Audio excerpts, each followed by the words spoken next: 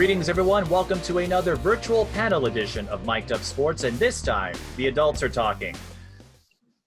My three guests, all former Division I basketball athletes. They were standouts at their respective high schools, but they also have a lot to say and a lot to offer us when it comes to issues involving racial justice, which has been a recurring theme over the last month or so following George Floyd's death, and the conversation is still going at breakneck pace. So we're glad to have these three women on to offer their insights and some thought-provoking conversation. So for those who may not have seen you before, why don't you go ahead and introduce yourselves to the masses?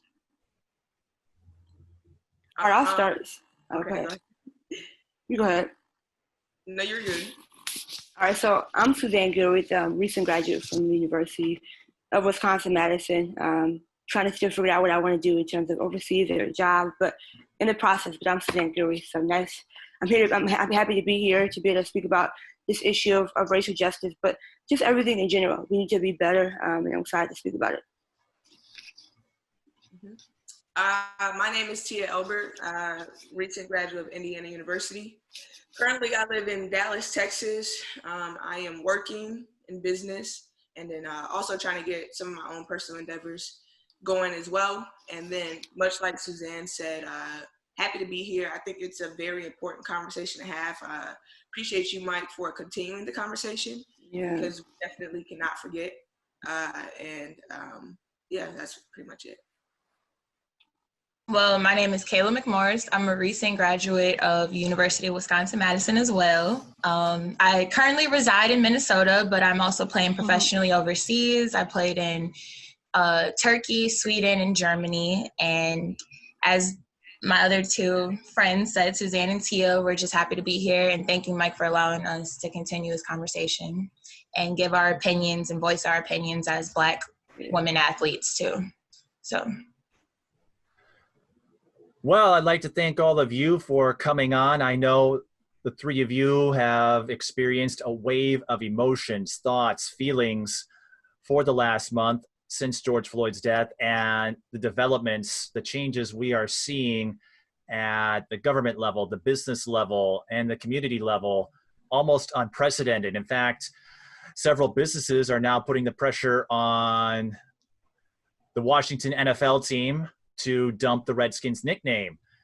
And just this morning, Makur Maker, a 5-star recruit, announced that he will be playing for Howard University.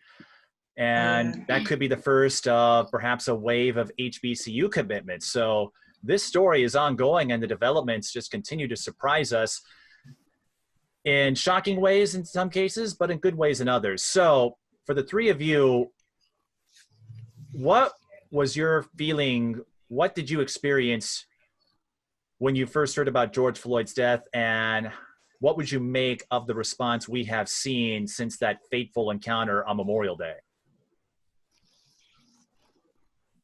I guess I can start. Or go ahead, Sue. As we see here, it's been repeated deaths after death, murders. And it's frustrating, it's sickening. And I think for us to be in our home of Minneapolis, it was even more disheartening. And like, just the system overall has really, broken us down. And we're tired of it. The word tired it should be used to its maximum. I was actually at home with my dad when it had happened. And then we just had a conversation about it. Like, he's always driving to Minneapolis, where we're from, right?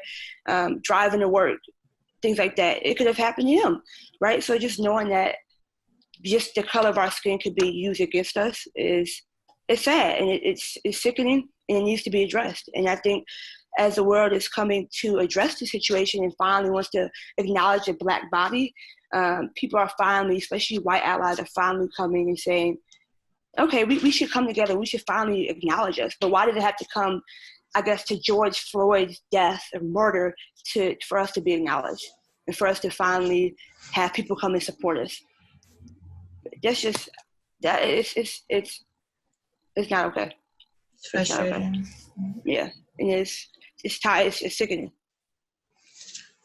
Well, to me, I think it's crazy how it's almost as if we're immune to it now. It's like we've seen, it's almost like it's normalized. Like we've seen so many innocent Black, folks been killed by the cops on national TV, on social media, and it's like you wake up and see this stuff, and it's like your reaction is so like calm now, and it's just to the fact that that's not normal. Like you shouldn't be able to see innocent people being killed by people who are supposed to protect us. Like there's no way that that's normal. That's traumatizing. Like we see this stuff every day. We experience it. Like I have 3 older brothers. I have a dad. Like you don't even know at this point, like what could happen to them, So like in George Floyd situation, there's Eric Gardner, the same similar situation of him being choked out. But it's like, it took this for people to finally realize after how many deaths have happened,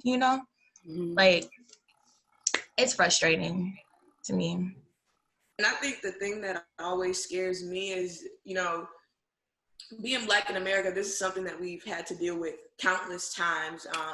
While most people get to go on with their lives and, these types of situations don't really affect them or don't bother them, this is something that we've lived and relived. We're 24, 23 years old, right? This has happened countless times. And so, like Cayla would say, you become immune to it. But I know me personally, sometimes, like as I've seen these situations, I try not to get too invested into it, because when I've got invested into it in the past, I've been hurt and broken. You follow a story, you read exactly what happened, you see that it wasn't right, you follow it all the way to the trial, and then you get a not guilty verdict. And, that's like crushing. And I really don't know how to explain it. Like it's so many different emotions that I feel, anger, hurt, revenge, like how can this be possible? And so over time, I will say, I try not to get too invested into it, because I can't rely on our justice system to get it right. No. Because they usually don't get it right. And it's really messed up, especially when it comes to Black Americans. But, I am following the George Floyd situation. I'm hoping they're going to be brought to justice, but it's also like, don't cross your fingers, because we've been let down. And that's the part that's so messed up about it. Then, I'll say back in my college days, one thing that used to piss me off is that no one wanted to talk about what was going on in our America in the locker room. People would get uncomfortable. They would try to change the subject. And it's like, I would love for us to live in one America, but that's not the case. It's at least 2 Americas, right? And there may be more for other minorities and things like that. But, people don't want to have conversations that make them feel uncomfortable. I think now we're open to those conversations now, and it's a little bit more welcome. So I think that's a good start. I think, you bring up a really good point in terms of, obviously, we know our justice system. We know how operation has been letting us down for centuries, for years. What do you all think needs to be done to break this system down? You got to get the crooked people out of the most powerful positions. Mike Freeman is a terrible person. Yeah. He's quick to convict Black people of certain crimes, like, Muhammad Noor, the cop that killed the white woman in Minneapolis. He got 12 and a half years, but it took them, forever to, not even forever, but them to charge Derek Chauvin, whatever. It took them a few days or a few weeks, and you could see exactly what happened on camera. The case of what's the guy, I'm drawing a blank, that got killed in his car with his daughter, Philando Castile. Philando Castile. The cop didn't get convicted. They found that to be justifiable. I'm like, but y'all so quick to convict a Somalian cop for the same exact crimes. Exact crime. So it's like, obviously there's some type of racial bias going on. It's evident, it's clear, it's out in bright daylight. Like, let's stop being blind to this. This stuff is like, it's getting out of hand. We can't. Yeah. Like, we got to get them people we got to recall those people in those positions. You got to recall them. And the thing with that Muhammad Noor case is that when that happened, and I saw that it was a Black minority cop and a white woman, I knew right away they're about to make an example out of him. And that's sad. That's right. That's exactly what happened to it. And it's just like, It's but if I was a white cop, yeah. And I'm not saying that he shouldn't have went to jail, right? Right. It's just that when you see similar cases, because there have been multiple, it's easy and clear as day to see the injustice that happens. And it really sickens me that people try to act like that injustice is not there. Yeah. And it's like, why do we have to be the ones to be made an example out of? You know, like, majority of the time, they want to set an example through Black people. Oh, you do this, you're going to go to jail. Like, Right. you know, like, it's just frustrating. And it's been like that for centuries, right? You know, like, and even if you think about Emmett Till's death, like, that whole thing, like, just made us even, I just think, like, it's so frustrating to talk about because he didn't have to go out that way. A young boy has such a long life to live, you know? And for him to be killed over him trying to try to talk to a white woman, I just don't get that, you know? Mm-hmm. It's really frustrating. It's sickening, you know? We got to break, I think the system, it has to be broken down. If we live in a capitalist, imperialist society, and we can't, like you said, we can't be blind by that. It's shown, you know? So we have to really look at this system, look at the whole realistic thing. Mm-hmm. And back to your question too about like, what do you think we need to do? I definitely think, you know, it starts, so all of these topics stem from police brutality. And so for the last decade, they've been doing this thing with they tag police reform where, you know, they give them bias training and, you know, things like that. And so it starts with our police departments because they're not equipped to deal with a lot of the things that they have to deal with. When you think of certain things that a police officer may get caught for, it could be a domestic dispute. It could be something as serious as like murder or something like that. It could be something that's not as serious, but they're dealing with like a person that has mental illness, like they're schizophrenic or something like that. It could be something to do with a house call where, you know, they're checking on the welfare of kids and things like that. Like throughout their days, they may deal with so many different cases, opposite end of the spectrum. And they all don't require a deputized officer that has weapons or anything. Like if they're dealing with someone that has mental illness, there shouldn't be any weapons involved whatsoever, right? It takes a type of training to deal with that. And so when you hear the term defund the police, that's exactly what that means. You know, maybe we should reserve the cops for what they're actually trained for, you know, dealing with murders and things like that, or mass shooters or something like that. And then when you're dealing with, you know, a house call for kids' welfare, you would have a different type of professional go and deal with that type of thing. And then, you know, mental illness, you have someone that's equipped to deal with that. You know what I mean? But how many times, you know, I can't think of the cases off the top of my head, but you've had cases where cops are called to kind of help with someone that may be like autistic, some type of mental illness, and it's just handled if you think of all the ways that you can handle it, that's probably the worst way you can deal with it. You know what I mean? And it's just because they're not trained to do so. And then another thing is they're scared of the community that they're supposed to protect. If you're scared of the people that you're quote unquote protecting, maybe you need to find a different profession. And that's, I mean, it's a good point. It was a young boy that just got killed. I think he was autism. They had called the police on him. I think he was walking down the street. And the cop had shot him. I'm not sure. I'm not too factual on it, but I know it just had happened recently. But I think, like you say, I think it's defunding the police, but also putting the money into different parts of the communities. So, you know, community centers, right? Helping kids go to the community centers if possible. Different things like that. Like, and I just think in terms of even policing, like, they need longer training. 6 months is not long enough for you to sit here and gather and understand everything needs to be going on, but also understand that you need to come in learning about the implicit biases that you hold, the stereotypes, all that need to be in place, and you need to take classes repeatedly to really understand kind of who you are, especially when you go into these communities, because countless times, you know, Black people are being killed because these white police are coming into these communities this is the first time they've ever seen a Black person or ever encountered, and all they've heard was, okay, Black people are, you know, they're animals. They're violent. They're violent. You know, they're not great people. So what do you expect? What do you think what's going to happen, right?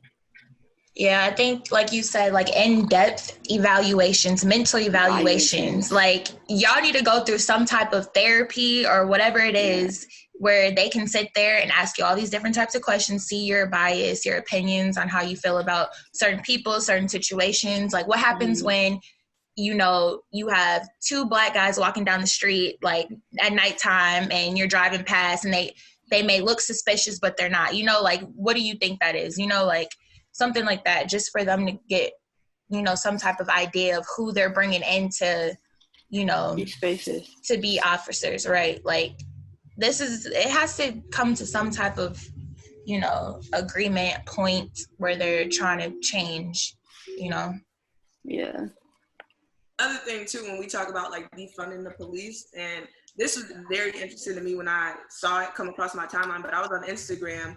And so one thing that I advise everyone to do is to kind of look at their city budgets to see where the money is going. So someone posted this infographic about Dallas, and the question was, how much does your city allocate to police? So Dallas has a $1.44 billion budget. 60% of that goes to the Dallas Police Department. And it's like, why? For what? Like, exactly. So that means that education is not even getting the majority of that budget. One, you know, they talk about how bad the DISD schools are, the Dallas, you know, district schools are, but the police are getting 60% of that budget. That comes down to $516 million. And it's just like, why? When Dallas still has a high crime rate. So clearly, you know, they're getting all this money for what? Is it for the Chargers that they drive, you know, the vehicles that they drive? A lot of it goes to certain weapons that they like to get that they probably don't even need. But when I saw that, I was just like, wow. Not only that, but 516 goes to the Dallas Police Department. Only 12 million goes to the Office of Homeless Solutions. And then only 3 million goes to housing and neighborhood revitalization. Wow. So, and I bet you, yeah, it tells you, right? And I bet you that those graphics or those demographics change too, because like depending on the city and who's the majority of the city, I bet you like, okay, because like you said, Dallas, there's probably more African Americans than there are. Americans. Yeah. Pretty diverse. Yeah. So they probably are like, okay, well, we're gonna spend more money on the police because we need to be there, you know, you know, like, let's be honest, like, you look at what some, you know, white majority, you know, city, and then the numbers probably change. So like, they do. So, right, they probably still have obviously majority of the money, but like, I bet you it's lower than it would be in a, you know, more of a community where there's more Black people. So that's crazy. Like we need those resources too. Like, come on now, like. Especially 60%, you couldn't divvy it up. Like, I would even feel like at least we were able to match what we give to the Dallas Police Department to education, right? To make sure that my underserved communities and minority kids are getting the education that they deserve. I mean, it's 2020, and I still hear about certain areas in the United States, like Milwaukee, for instance, where kids don't even have access to books. Yeah.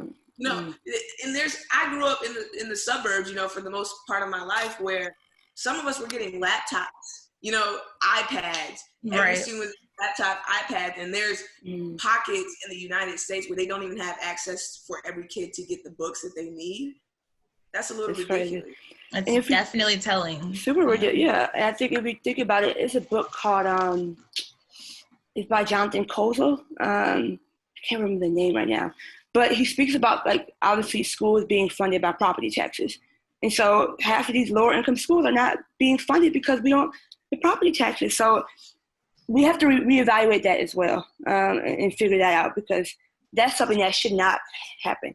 Like, there should be adequate resources in every school. Every opportunity should be given to every children. But again, as we were speaking about here, the funding, you know, and what can we do with that? Like, what? You know, when you have lack of resources, how can you be educated on issues and but also better yourself and your family? You know, how can you break generational curses? Mm-hmm. It's, yeah. Well, you brought up a couple of points. If you're still following us, when we started this about 3 hours ago, no ITs, I appreciate this camaraderie and this feeding off each other. I can tell you're all basketball players because you're all passing dimes to each other here. But Cayla, you spoke of this, and this has been a theme that I've explored, and I think it's worth exploring for you three as well. You've grown up, you have seen the movement or the frustration and all of the responses that started with Trayvon Martin as far as Black Lives Matter is concerned. But if you've seen films like 13th or read a little history, I've mentioned the Rondo neighborhood in past panels, the Duluth lynchings, so many transgressions against Black men and women have happened for so long. How surreal is it to become numb to something that really should be bothersome? You three, of course, are upset, and understandably so, when you hear another Black man or woman killed when they didn't need to be.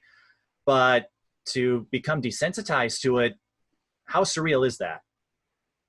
I just feel like we have seen it so much over the years as we've grown up. Trayvon Martin, that happened when we were in high school. So then think of that all the way up until now. Of course, there's been police brutality since we were young or when we were little and didn't even know what was going on. Even the Rodney King case, stuff like that, that's been seen on television, So then, I don't know, it's just you go from that incident, even though I didn't know what was going on then. And then now it's more realistic because it's you see it as you're older, and then you understand more of the racial issues and all that stuff that's going on between each other.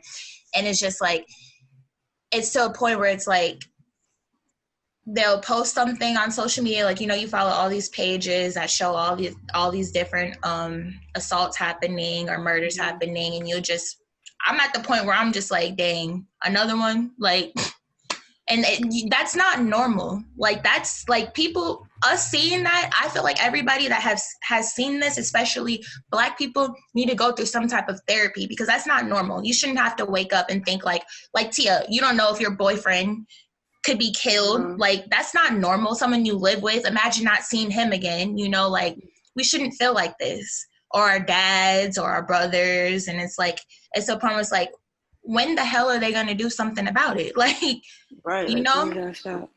And then once that happens, then I'll probably get to a point where it's okay, this isn't obviously it's not cool, but now we shouldn't be seeing this, it would have a different effect on me, because I'm at the point where it's we've seen someone get killed by the police. They go to trial. Some of them don't even get arrested, or if they do get arrested, they go to trial, they get found not guilty. So then it's dang, well, I got my hopes up for Trayvon Martin. That fell through. And then every incident after then, it's like Tia said, it's almost a point where you don't even want to follow the case because you don't want to be let down. You don't want to be sad. You don't want to, So yeah, I wouldn't say that it doesn't impact me. It does, obviously, because I'm so militant about this, but it's just frustrating. It's normalized when it shouldn't be normalized. And I hope you understood where I was going with that question. I wasn't saying you have no feeling, don't care. Yeah. Okay. It probably came off differently. I don't want to diminish this, but Suzanne, Tia, what do you have to add to Cayla's points? Yeah, I think just with the new media, having phones and stuff has allowed people to obviously film and show that this is happening. But I think it's impacting us daily.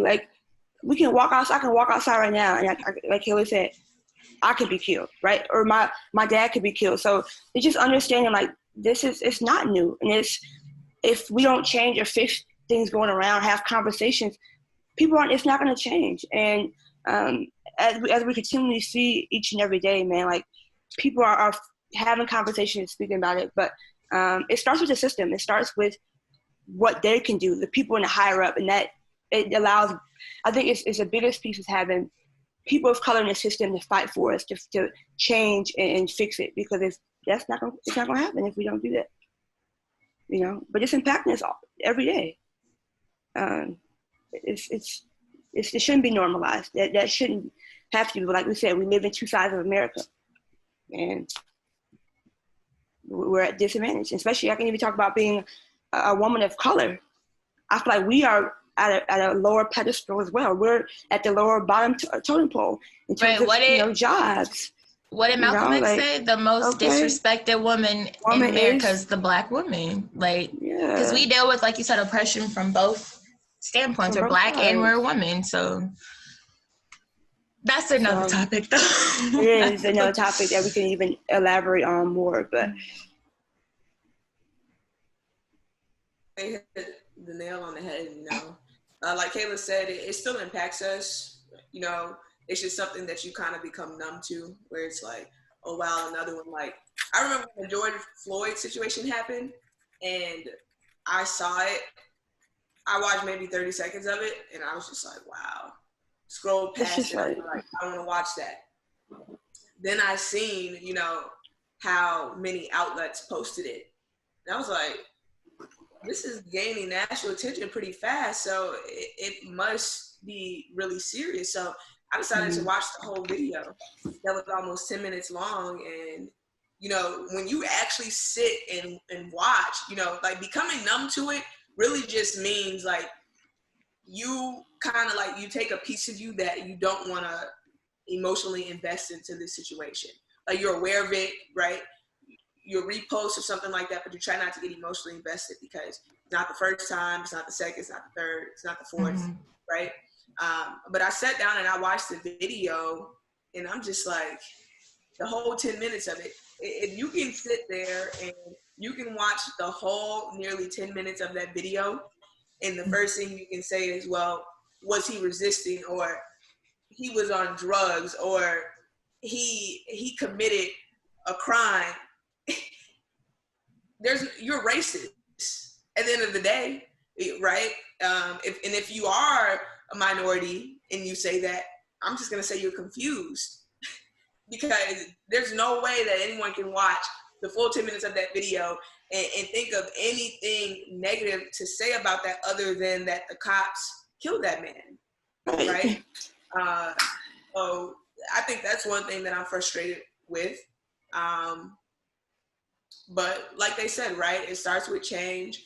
One thing that I will say is, you know, when we think of voting, right, and this is something as you get older, you learn about things, and they teach us all this bullshit in school. And as you get older, you realize that a lot of the things they taught you don't hold much weight when you turn 22 and graduate college. Like, they teach you things to get a grade, but I've learned a lot more outside of school, as far as that relates to me as a Black woman in America, outside of school. But, you know, the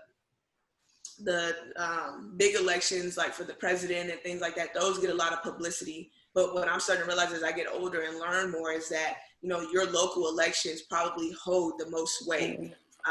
You know, President Obama, President Trump, they can only do so much, right? Because they actually have like checks and balances. So if we have a Republican president, but we have a Democratic controlled Congress or something like that, or Democratic controlled House of Representatives, only so much is going to get done that will affect the masses. But if you pay attention to your local elections, like Cayla was saying earlier with Attorney General Mike Freeman, pay attention to those types of elections, that's probably where you can create the most change. Like those local elections, just because we don't know any better, right? Unless we go and seek out information ourselves, we probably would have went, you know, years maybe without focusing on our local elections as much as we focus on the presidential election. And those are probably the most important to affect change in your community where you live and breathe every single day. So. You want to know something that's crazy? It's a little off topic, but not really. But you know, Mike Freeman went to therapy for or rehab for alcohol problem. Really? Imagine if he would have been Black. Man, man, he'd have been. he would have been out of there, right? He Like he wouldn't even been in that position. That's not funny, but it's like that's why I'm happy we have people like Keith Ellison though. So he's the attorney general. So like it's nice to see.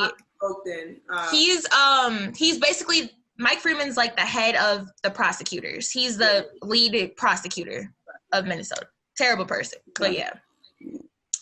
But when I found that out, like I remember my mom telling me that, I'm just like, imagine if he would have been Black. Like there would have been no way. As soon as even if it would have been a rumor of him having being an alcoholic, he would have been out of there. This man went to therapy, rehab, and then came back to his position. Like, come on now. There's no way. And you don't think that him being an alcoholic probably had a lot of influence on the stuff that was going on, his decisions, despite him being racist? Like, definitely could have. And that's not even to say, to your point that, that's not a problem that many people probably experience, right? Right. It's just the fact that since he's a white American, they get more chances to get things right as opposed to a minority, right? That they may have an issue, alcoholism, that, you look at the statistics, a lot of people are affected by that, but being Black in America, you have to be like damn near perfect to be awarded the same chances that others get. Mm-hmm. And we have to work 10 times harder to get where we need to go. Especially when we get in these positions, we got to fight for them. We got to, work even much harder. And so, like, I think with Mike Freeman, it's not shocking. No, it is shocking that he was able to do that. He used his power and his will. Right. And you got to look at even Trump. What? This man got all these rape allegations, all this stuff he done said. He got Twitter fingers. Like, like, come on now. Like, going this crazy. man, they try to get Obama out of there. Like, for him even being born in Hawaii. Come on now. Like, they use anything to get him out of the office. Do you remember that? Like, they said he's not an American citizen. Hawaii is part of 50 states. It's because Obama wore a tan suit. I don't know if y'all remember that. Yes, I remember that. Yeah. I'm like, you got Trump being accused of rape by like so many different women, and you want to, not even allow Obama to be president because of what he wears, where he's from. Like, it's because he's Black. Blackity black. Right. Cayla, I'm going to file that under things I probably shouldn't say with that last remark. But you said it was going off topic. In a sense, though, I don't think it really is with this conversation because Tia and Suzanne, you alluded to this as well. So as athletes and now as women in the professional world, do you recall either the first time or maybe the most outstanding, if you get where I'm going with this, or the most impressionable moment when you dealt with an experience involving prejudice or racism that illustrated the obstacles that the three of you, as you noted earlier, the three of you as Black women have to go through that I necessarily don't have to worry about? I mean, at Wisconsin, at a football game, I think season ticket holders, 2016. This was 2016, right? So I was a junior. Yep, junior.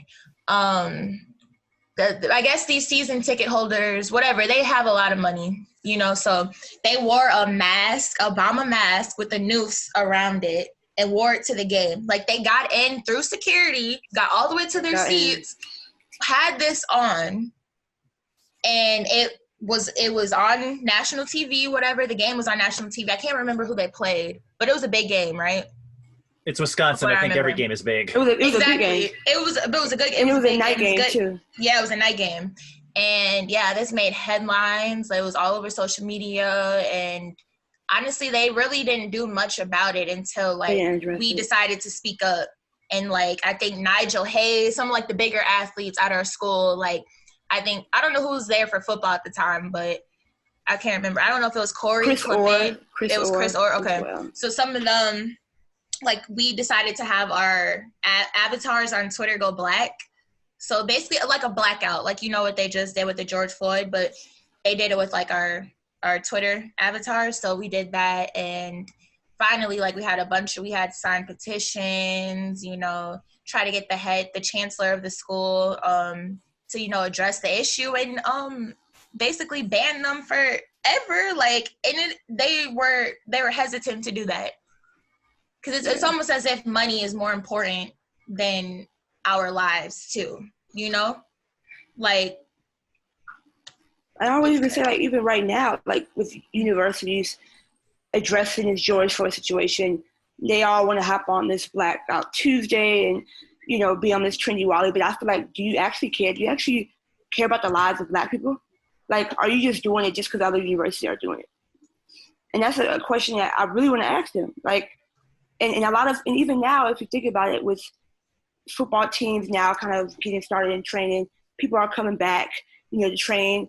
With this coronavirus, with this everything going on, and even just social justice in general, like the NBA teams are bringing back. Like, what? Like, and LeBron James, a big athlete, now speaking out, like talking about like how they should not go back. They should not be participating at all. I'm kind of ranting off, but that's just, I think, do they actually care though? Or do they actually are they thinking about just money? And I think just think about money, because money is the root of all evil, right? That's a good point, because too, like, I know some people are saying, like, with the riots going on and stuff and the protests, a lot of people were just out there to be out there looting, you know, like, and some people are actually out there to, like, you know, send a message, because you got to think again, like, to like the Black Wall Street, like they did the same thing to us. They went into our cities and tore up our stuff and our communities and our Black-owned businesses. So, like, you know, like, it's almost as if, like, that never happened. They don't talk about that in history books, you know, like, I had to learn about that from my dad. Like, he was like, did this happen to us? Like, they rioted us, they looted us and stuff and actually killed us. Like, you know, I'm not saying, like, we should go out there and do the same thing, but, like, you can't be mad that people are, you know, are infuriated and are just over it, you know, like, you know, like what Tupac brought up, he said something like, we've been knocking at the door of the hotel rooms for so long. We see that you guys got food and all these resources in there, but you don't want to share. So now we about to go in there and take it. Like, you know what I'm saying? Like, so it's like, at this point, you're going to have people that are going to be peaceful. You're going to have people that aren't. And it goes back to Malcolm X and Martin Luther King. And at this point, we can combine them, because if it takes this for people to listen, that's insane. There's something is crazy. There's something, something is wrong. And it shouldn't take them to, and like I was bringing back earlier, like with George Floyd, they finally want to acknowledge us as individuals and not as animals, right? Like, why did it have to take now to do that? And it's 2020, right? Like, but I think obviously with the coronavirus, people don't have much time to do much. They want to go out and jump on the bandwagon. Right. Yeah. I don't. That's not okay. And do you actually care? Are you just posting just to post, or are you really actually doing something? Right. And I like you said, I think COVID had a lot to do with it too. Like, as far as people just going out, you know, because they probably like, we got a reason to get out the house now. Like, but are you doing it for the right reasons though? Like, I don't condone it, but I'm not against people rioting. You know what I'm saying? Like, if that's your way of like proving a point, then maybe you have to, like, because at the end of the day, even though they're in they're not Black owned, but they're in Black communities where the stuff was being destroyed, those are still white owned businesses like Walgreens and Target and all those billion-dollar companies that are being, you know, messed up and destroyed. But it's like, at the same time, don't just be out there doing it just to do it. If you really don't care, don't just be out there. You know what I'm saying? Like, there's still a way to bring awareness without rioting too. But like, you know, sometimes, hey, I don't know. Yeah. And along with that, I think I was pissed off with the comments about the rioting. Whether you were it or for it, I really don't care. But same, yeah. A lot of people have the audacity to speak up and say something about the rioting and the businesses being destroyed, but didn't say one thing when a man died from a cop having his knee on his neck. That's because you can't be mad about situation B without being pissed off about situation A. Situation B never happens if situation A does not happen. And so I called out a lot of people for that, a lot of people are like, seeing our community burn down. First of all, that's Minneapolis. You live in Oakdale, Minnesota. That's not your city.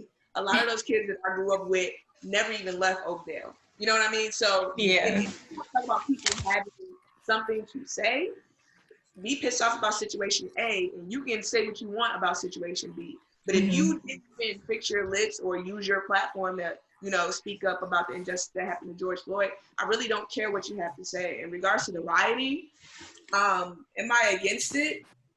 Not necessarily. Am I against people that just are doing it for their own personal gain? Yes, I think it's kind of hard to pick people out though, because you never. It is. My whole thing though is that just like, you know, I'm really indifferent about the rioting. You know, my thing is, okay, they're rioting. I'm not going to focus on that because all of that is just noise and a distraction. I'm going to focus on George Floyd and bringing him to justice. And then once that happens, we can focus on rebuilding our community. You know, people that were out there and things like that, I feel like at that same token, they should be willing to go out there and rebuild the community too, clean it up, you know, repaint things, rebuild it, and things like that. But that's just not my main focus right now. Buildings being burned and businesses, you know, it sucks, and I pray for those that were affected, but that's not what I'm worried about right now. I'm worried about justice for George Floyd, and then afterwards, we'll donate, you know, we'll promote, we'll market to get those communities rebuilt. So that's just how I feel about it. Some people may be pissed off about it. I don't really care. It's my opinion, but that's my main focus right now. And then afterwards, we can, you know, donate to any cause you guys want to create if your business is affected. So Suzanne and Tia, we kind of trailed off before you had a chance to answer the question that I'd asked Cayla, if you had any stories or personal experiences involving prejudice or racism. And if you're comfortable sharing, what were some of those moments that really hit home as far as the obstacles that Black women face? I have one. I don't know if you could really tag it as racist, but probably just like inappropriate. So during the phase with Colin Kaepernick, when he was kneeling and things like that, you know, that caused a lot of debate. And so some student athletes at Indiana on the football team were kneeling.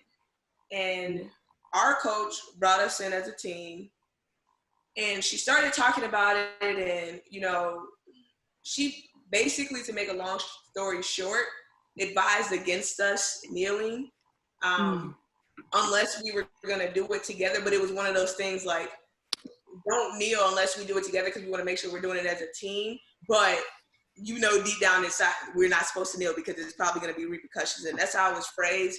Another thing was that she mentioned, you know, we have to be mindful of our fan base. And it's like, what do you mean be mindful of our fan base? You know, half our team, you know, white Americans for the most part, half our team is minority.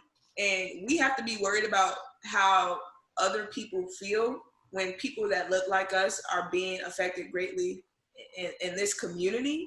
And you're worried about a fan base for women's basketball at that, which I realize you're trying to grow it, right? And you don't want to piss off the percentage of the fan base you have, but it's just like, we were all like the Black Americans on that team, we were really pissed off because first of all, you don't give us a choice. That's not your job to do that. Your job as a coach is to support. It's to support regardless. It's to support every player on your team from top to bottom, regardless of whether they look like, whether they're black, white, brown, purple. You know what I mean? You don't give us a choice that, well, if you're going to do this, we need to do it as a team. No, it doesn't work like that. And especially it doesn't work like that when you're just trying to appease a fan base. Possibly a percentage of the fan base that's racist and don't give a damn about us anyway, but we have to try to appease them for ticket sales and to look good on paper to say we got X amount of fans to our games, you know, and that's always stuck with me. Like when I talk to some of my teammates, you know, even to this day, we still talk about that because it was really just like bullshit, you know. It was so many different ways that you could have went about that. Maybe you could have grabbed, you know, the players that were affected by that the most, like the Black players on our team, and you could have had a conversation with us, an open dialogue to see what we were actually thinking. Because what if none of us were planning on kneeling in the first place? You know what I mean? You just assume as we're Black and this is going on that we were going to kneel, and you did that without even asking us how we felt about what was going on, telling us what to do. Like, that was crazy. And you probably ask that coach to this day, is she going to say that she was wrong? Probably not. But it just goes to show you, you know, we have a lot of coaches out here, and I'm not throwing dirt on that coach's name or anything like that. It's a fact, though, that happened. So I'm not going to sugarcoat and act like it didn't. It did happen. And right. You can ask someone on that team. But at the same point in time, if you're going to be a coach, a teacher, anyone, you have to be in support of all your players, of all your students. Otherwise, you don't need to be in that position. And to piggyback off that, I forgot who brought it up, Suzanne or Tia. One of y'all brought it up, how just the discussion around racism is uncomfortable for people. So like, you got to think like, I'm not agreeing with what she said, but I'm just saying from her mindset, she don't want to answer questions about why are some of your players kneeling and do you agree with them? And she don't want to answer them questions. Let's keep it plain and simple. She doesn't want that media attention. She doesn't want none of that to be involved with her name, you know? So like, because at the end of the day, it isn't, That's the part that's up. What'd you say? I said it's at the expense of her Black players, though. Like, it's okay. Yeah. It's okay for us to see our Black men and women being killed by cops and things like that. But as soon as it gets uncomfortable for you, that's where you draw the line. Right. That's when you run. Right. Man. And it's like, I'm pretty sure Indiana's where the KKK started, right? Or something like that. They have the outside of Bloomington. In order to get to Indiana, to get to the Indianapolis airport, and then to come into Indiana, you have to go through Martinsville. Right. And I'm like, they have a long history with the KKK. I'm like, there ain't no better place than to do it than there. Let's be honest. Like, you got the University of Indiana, one of the biggest universities in Indiana, which is the biggest university, right? Yeah. Like, let's start the discussion there. Let's keep, like, come on now. Like, that's the main reason she doesn't want to be put in that position. She doesn't want to be embarrassed because her true colors will probably show, like, when some questions start coming out. Count the money part too, because she literally mentioned the fan base. Like, she didn't allude to it. She literally said our fan base. Y'all did have a lot of fans too. Yeah. I'm literally just like, so my life doesn't matter. How I feel don't matter. What I stand for does not matter, as long as our fans feel comfortable coming to our games and they're not inconvenienced slightly at seeing some Black women kneel for causes that they believe in. Yeah. I see where your head is at, and maybe, you know, she meant it a different way, but the execution was piss poor at best, and it's something that I will never forget. You know, neither will any of the other Black players on my team. I don't know if some of the white players on my team remember that. I don't know how it made them feel, but I know how it made me and my Black sisters feel after that conversation, because we were really just kind of like perplexed, like, because it really was just like, it was no open dialogue or discussion whatsoever. It was her talking the whole time, basically telling us, you know, not to kneel. And if we are going to kneel, we should do it as a team. That was her way of kind of saying, well, if you do, even though she never really wanted to kneel in the first place, right? And she also knew y'all wouldn't kneel as a team because you got the white girls on the team didn't feel comfortable doing that. So, like, let's be honest. She knew that was the ultimatum. It's either y'all can't kneel, or if you do, you got to kneel as a team, and you know it's not going to happen. Yeah, that's not going to happen. Have a coach that's with you kneeling, and there's still going to be girls on the team that won't do it. And that's fine, right? Like, because if that's their opinion and they don't want to make it feel uncomfortable, I really don't have to do with that. But don't tell me what I'm going to stand for. What I'm not Exactly. That's all that I'm saying, especially, you know, being Black. You know, personally, I wasn't even going to kneel. Right? Did I put my hand over my heart? No, I stand there. I say my prayers like I do before every game. Same, right? But it's just like, now you just told me something, you know what cause I stand for, because I was very vocal about it, you know?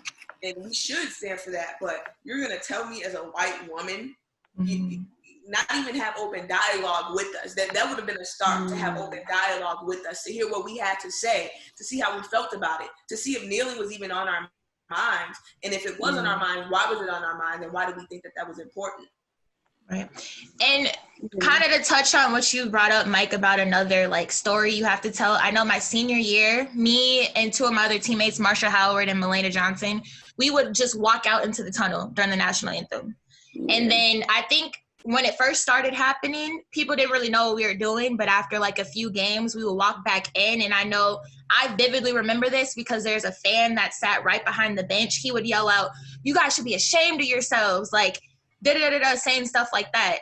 And I'm like, it's at a point where if you think it's about the flag and disrespecting the flag, you're just a blatant racist. You have an issue. You need help.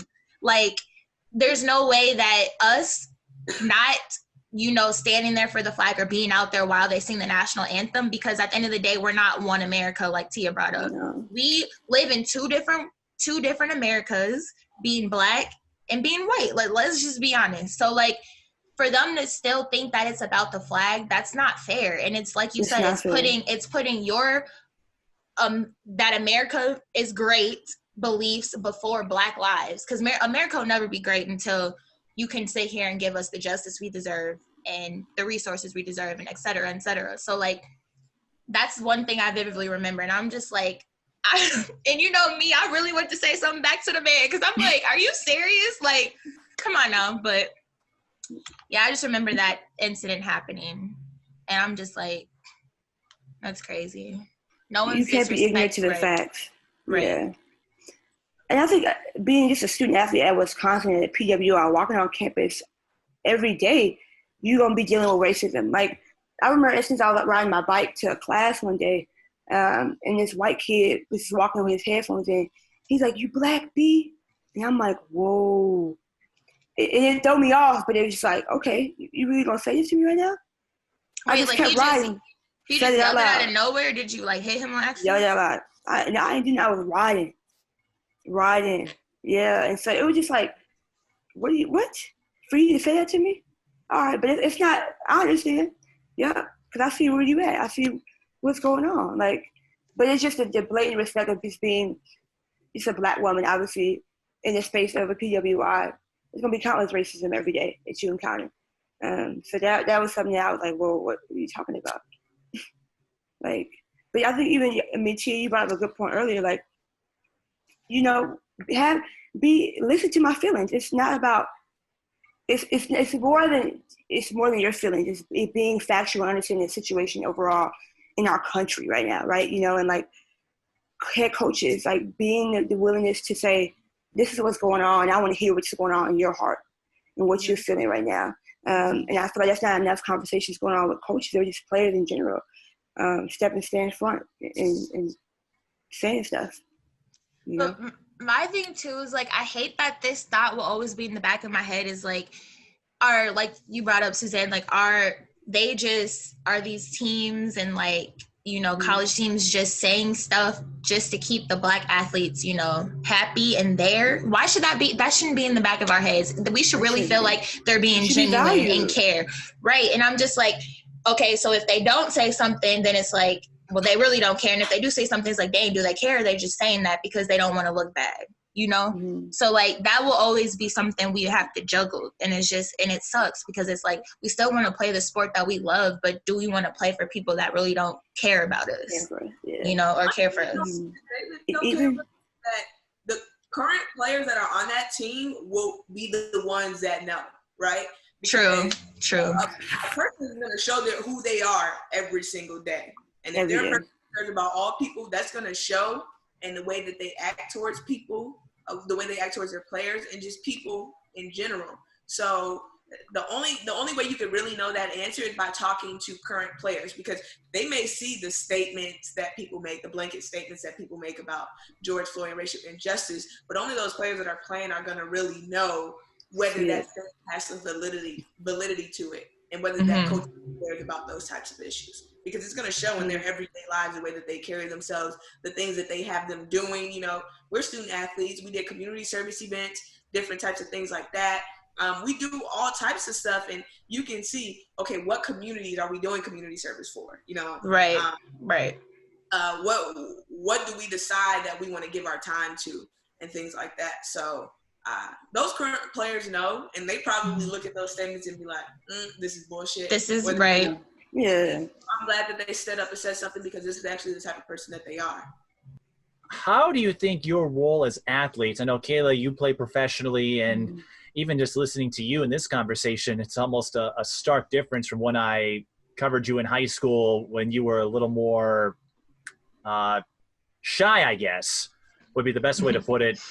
You're certainly not shy anymore. And Suzanne and Tia, I know I met you through basketball as well, but you certainly have a voice. How do you think your role as athletes at the high school, college level, how did that help you find your voice and help prepare you to become the advocates that you are when it comes to issues involving prejudice and racism? I think it's just more of a maturity aspect now. I think, like, just growing up, and you go through some stuff. Like, I know Suzanne and Tia can vouch for the situation I'm going through with my brother. Just like when you see it firsthand, it kind of changes you, and just the lack of justice there is within the court system. Like, so like you see stuff like that firsthand, and then you see all the stuff that's going on with the police brutality, and then you kind of start thinking, like, this is an issue. Like, this isn't just stuff that you hear in the history books or that your parents tell you about. We deal with this stuff still to this day, and it's 2020. So, like, I think just having a platform where you're like, we've been blessed to be put in this position as athletes or former athletes, or even the fields that we're going into now, and just having a voice and having that kind of, like, I wouldn't say fan base, but those people that follow you and have followed you since you were younger, being an athlete, like being able to voice your opinion on like different social media outlets, whether that be Twitter, Instagram, or Facebook, So I think, like, just having the platform as an athlete, and then now that, I'm playing professionally and seeing that the George Floyd protests went across the world. Like, I know I met some of my teammates in Germany were protesting, and they're Black, and like, there's not a lot of Black people either in Germany too, especially in the little city I was in. So like, just seeing that, and it's like, dang, like, we really do have a voice, and I think that's what God put us in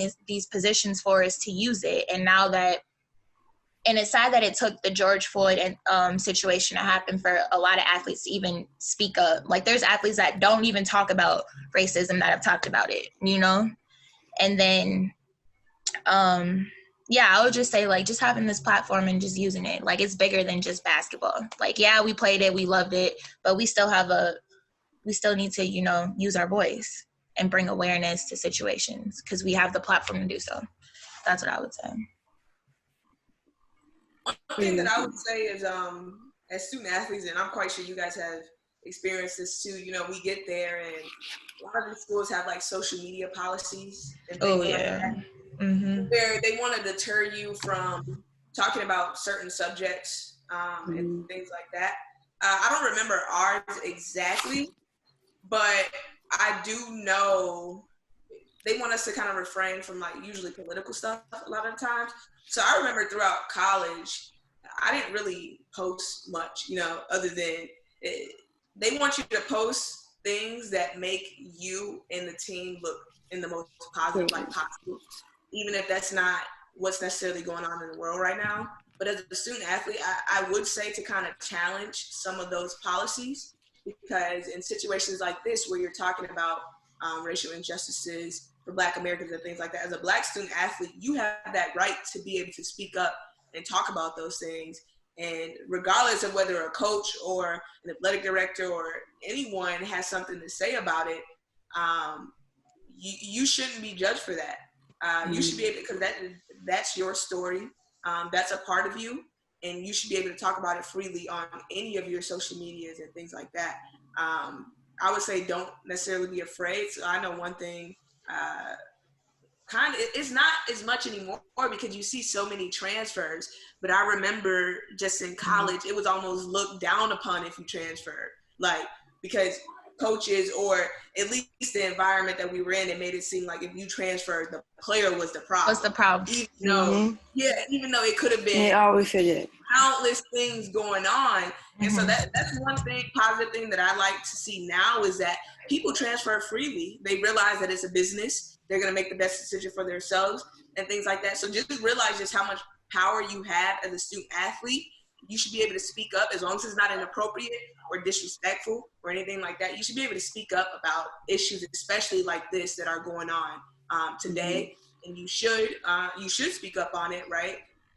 Especially with the platform that you have. So that's one thing that I would say I wish I could have did a little bit more of. I think internally, my voice was definitely heard, but publicly, which probably matters the most, right? So you can show people where you stand. I could have done a little bit more of that. And I think in today's climate is literally the perfect time to do that, to stand up, for what you believe in. I agree. Yeah, I agree too. Like even Cayla just brought up about the athletes that are like speaking out about issues, going on within our country right now. But I think it's important. And even for me as a student athlete, I was a part of a group called Say So.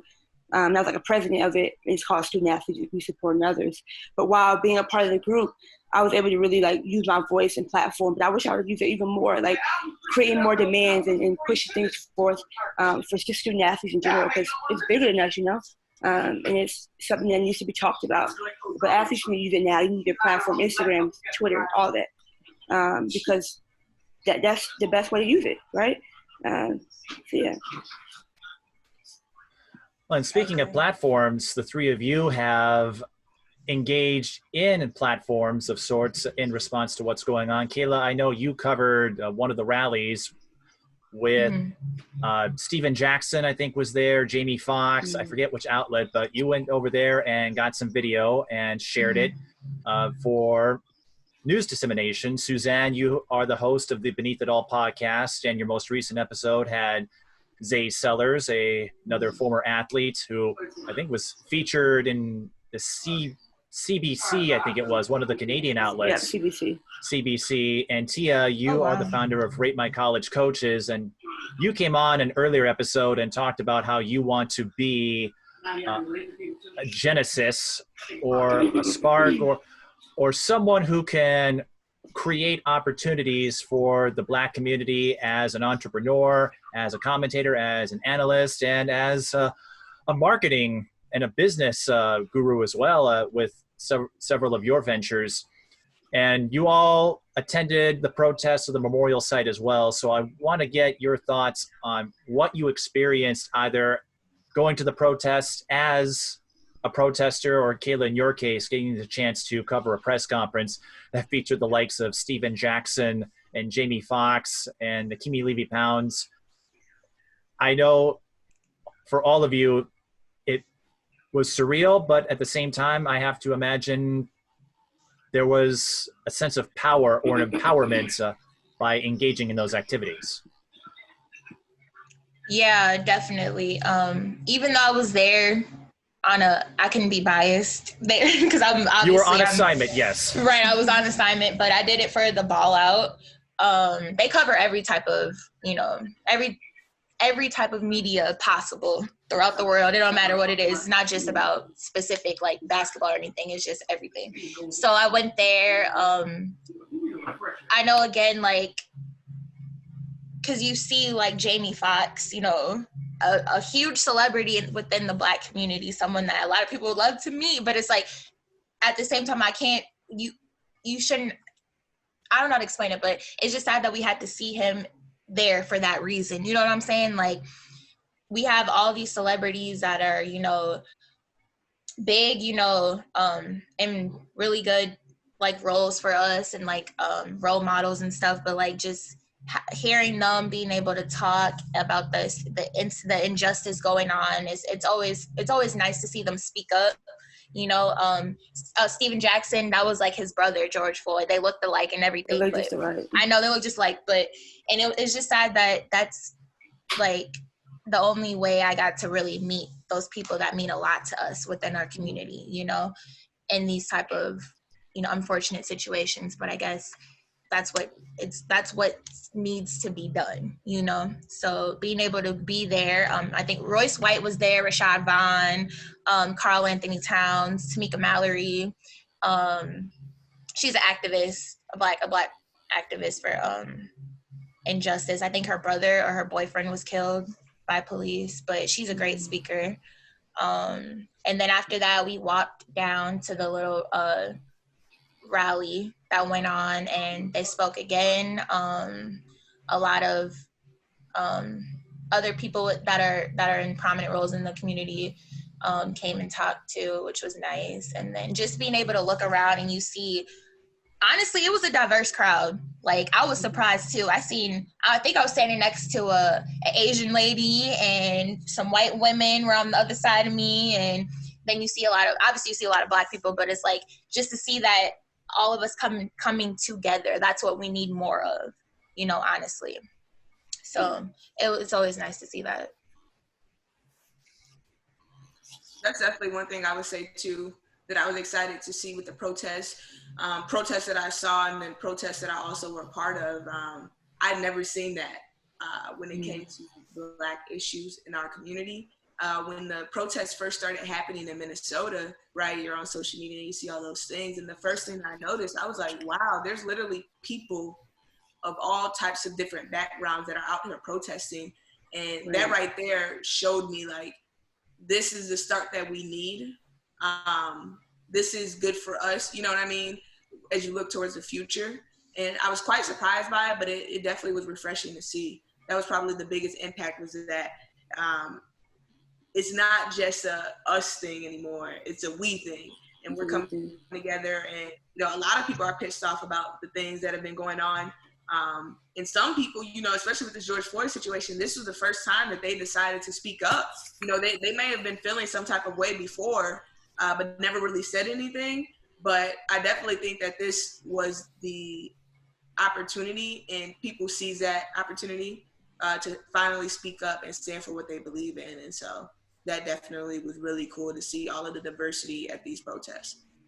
Yeah, unification is important. I didn't get a chance to go to any protests, but I mean, seeing all my friends, just allyships and people around, and just, I think just white people just in general being there in support as counterparts is needed, and it's happening. And it's a good thing that, you know, these protests are going around right now, because this is a change. It's time now, right? Especially as a youth, I think it's important for us to really, really stand forth and really bring up the change, because it starts with us. And just seeing everybody, even at the George Floyd Memorial, when I went, just seeing people there, just showing his respect was impactful. But it sucked that it had to come down that way. He had to be killed for us to really, you know, show him support. He could have been alive and valued. You know, but these demonstrations, these protests, it's good to see people come together finally. I just think that it's crazy that it happened in Minneapolis. But I mean, I shouldn't be surprised though, you know, because it could happen anywhere. But it's like, because it hits too close to home, you know, like, like that, where it happened is probably not even 20 minutes from my house. I grew up right. I grew up right near Cup Foods. Right. Like 5 minutes away from them. Yeah, so my mom's side grew up over there, went to school over there, like, went to that Cup Foods, like, that's crazy. And then also the day of, this is crazy, Tia, Kenesha had her little birthday thing, little get together, the day of the George Floyd incident that happened. She lives literally around the corner off Chicago, I think Chicago Avenue. She lives literally right around the corner. So then, like, a few hours later, I was with Janae, and we saw, like, these ambulances, like, outside of the gas station. But I guess it had nothing to do with the George Floyd, because that happened later in the day. I think it was almost closer to nighttime, because you can tell in the videos about the sun was going down. But I'm like, that's scary, bro. Like, that could have been us. That could have been one of Kenesha's brothers, like, because they live right by there. Huh? I said, like, Romel or somebody going to the store real quick, you know, like, because that's literally all that it was. I'm talking about it was a hop and a skip from Kenesha's house. Like, that's crazy. Yeah. That is so crazy. And then this is really off topic, but the Uptown shootings that just happened. It just happened. All these shootings. I was over there the day of, and then that night is when the shootings the dude just randomly started shooting. And I'm like, I don't know what's going on, but this is crazy. Like, this is a lot. And then on top of that, we got to deal with COVID. People didn't forget about COVID. Like, that's what I'm like, what? You can't forget about that. Like, but yeah. I just thank God that I wasn't, in that situation. But it's just crazy that I was over by it. But how do you process all of these events in terms of trauma, internally, externally? Because Cayla, what you brought up, and there has been an increase in shootings since his death, and they attribute that to the pandemic, a lot of unrest, and the fact that people saw another Black man, and that can drive some people over the edge, unfortunately, with violent consequences. How do you process it to the point where the three of you are certainly making your voices heard and standing up, speaking out, but also to ensure that you three don't become overwhelmed yourselves and end up engaging in a potentially destructive decision, if you know where I'm going? Yeah, the connection of people just being, bored in a sense because of the COVID, being stuck in the house and then going out and acting crazy, or relating it to, the situations that are going on with George Floyd. I don't condone that at all. I don't think that that's an excuse. I think that that's crazy for people to just be out here acting a fool like that, because at the end of the day, there are Black people that are being shot, so it's like, if it's not another thing, if it's not one thing, it's another. So it's like, I don't believe in Black on Black crime, because you don't hear them talk about white on white crime, because that's a thing too. So like, I'm not going to say that. I just think that stuff happens because people don't just go out and kill somebody. Black people don't just go out and kill other Black people because they're Black. So that's one thing that I feel about that. But I'm just saying, I don't think that that's a reason for people to be, acting stupid. Let's call it what it is. Like, there's just some people that are just stupid. So that's what that is. So regardless of what background you come from, whether you're white, brown, Black, purple, right, you always gonna have different people. But like, Black on Black crime is not a real thing. Thank you. At least somebody agrees that's not a thing. Whoever is watching, like, especially if you're Black, please stop using that term. Please. Term that was created as a distraction. Definitely. The right way to say it is, like, most crimes that are committed by same ethnicity counterparts, they're usually so, like, for instance, crimes committed against whites by whites are the majority. I think it was like 62%. Crimes committed by Blacks, committed on Blacks by Blacks, the majority. It's really more so just like crimes of propinquity, I think is the word, meaning, crimes are usually going to happen to those you are closer to, like the communities that you live in, and things like that. So I don't know who came up with that term. I really wish, though, people would stop throwing it around so loosely, because there's no such thing, right? We don't hear about, I think the only race that didn't have like the majority of crimes committed by their same ethnicity was Asian Americans. Other than that, Mexicans, Blacks, and whites, they both were. So. And the reason, I feel like, too, the reason why they want to have a name for ours is because you don't hear a lot about white people killing each other. Than you do like Black people. They be, oh, well, in Minneapolis or Chicago, there were about 62 deaths and 62 shootings, but they won't say, like, you just assume that it's Black people killing each other. No, a lot of that stuff was other things too. If you want to go back and let's do some research, like, it wasn't just Black people killing Black people. It was probably white person killing a Black person, or Black person, vice versa, whatever. But right. I'm just like, let's not. The media is the devil too, to be honest. Like, of course, they try to spin the stories. They will spin stories. Like, as far as the rioting and stuff, did you know it was a lot of white people that are starting that? Like, the looting and, setting stuff on fire. Like, but you think that, oh, they got these Black folk out here acting up. No, that's not true. And look at the businesses sorry to jump, but look at the businesses they targeted. I mean, Right. they were trying to go after places where a majority of minorities, blacks, Asians, what have you, go to, grocery stores, post offices. There was a plan, I guess. And I saw some of the booking photos and stories from the agitators from these riots, and it's like they weren't just there to cause mayhem. They were trying to destabilize those communities. So I just wanted to add to your point, Cayla, but continue. I didn't mean to interrupt. Oh, no. Just kind of, you brought that up too. I think there's a video out of this white lady. She was coming out of a store and she had a bunch of bags. Did y'all see that? And the media lady was like, well, maybe she just works there and she's just taking her stuff out of so it doesn't get stolen. I'm like, she's stealing. A black person. Yeah, Karen is stealing. Karen is stealing. Come on. Like, let's be honest. It's so crazy. And I'm just like, that's insane. Like, that's the other thought. That's the thought process of a lot of white people is like, oh, because it's a white person, they're not doing anything illegal. And she's literally on camera taking stuff and she looks suspicious as hell. Like, come on now. Like, right. They say we're looting, and white people are, walking out the store like they boss up. She must work there. Yeah. So I'm like, really? You think she worked there? You should have seen the way she was walking out like that. I'm like, you was on camera. You caught. But yeah. That's just funny to me. Very true, though, with the language and the context that we see, and you speak of media, and I know, Cayla, you have done some media work in sports and the ball out with those protests, and Tia, you're trying to change that narrative, and Suzanne, all three of you actually have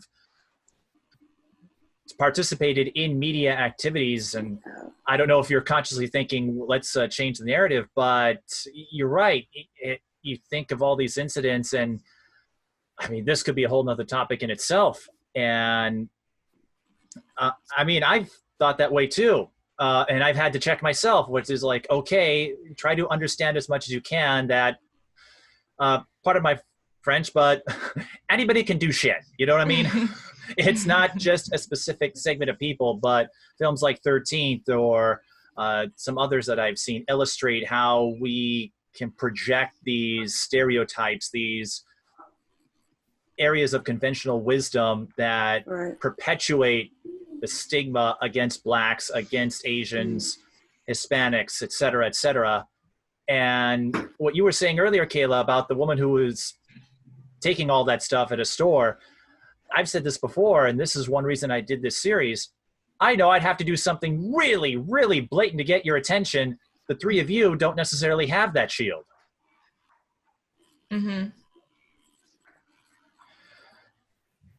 So, sorry to rant, but I was feeling all sorts of emotions and just confusion with what the three of you were saying. Cayla and the rest of you, feel free to add your thoughts as well. You mentioned the balance or the feeling or the mood between Martin Luther King, Malcolm X.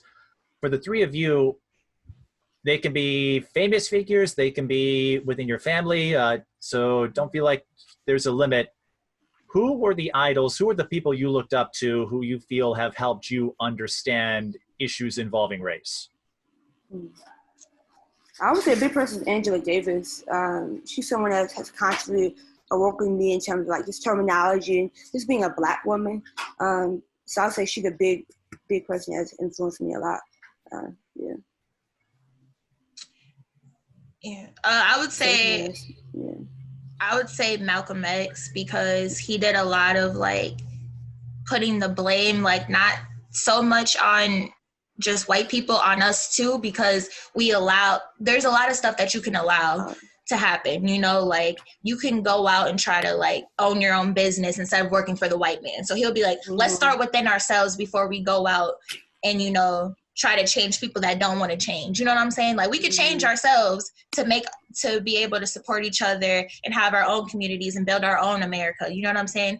And that thought process is kind of similar to my dad, where like there's not a lot of hate within their hearts, even though they've experienced a lot of stuff, that can make you want to hate white people or anybody that's done anything wrong to you. But like just kind of hearing them, and even like Martin Luther King, like I think those are probably the biggest 3 people that have kind of changed or helped shape my outlook and perspective on racism. So I would say I can't pinpoint anyone in particular, but nowadays just the different activists that I follow like throughout the community. And a lot of these people aren't like famous people or anything like that, because you have different activists depending on what community that you're in. But just seeing kind of like the work that they do and the problems that they kind of bring to the forefront that you really have to kind of go and search for to see what's going on. I'm very appreciative of that work because where would I have gotten it? Where would I have gotten that information if it wasn't for them? And so, you know, just hearing their stories and things like that, in the history that they give behind a lot of things, I think is what's shaping, because right, I don't think that my thoughts are fully shaped yet. They're always changing and things like that as you learn different things. And I'd be ignorant to say that I know everything because I don't.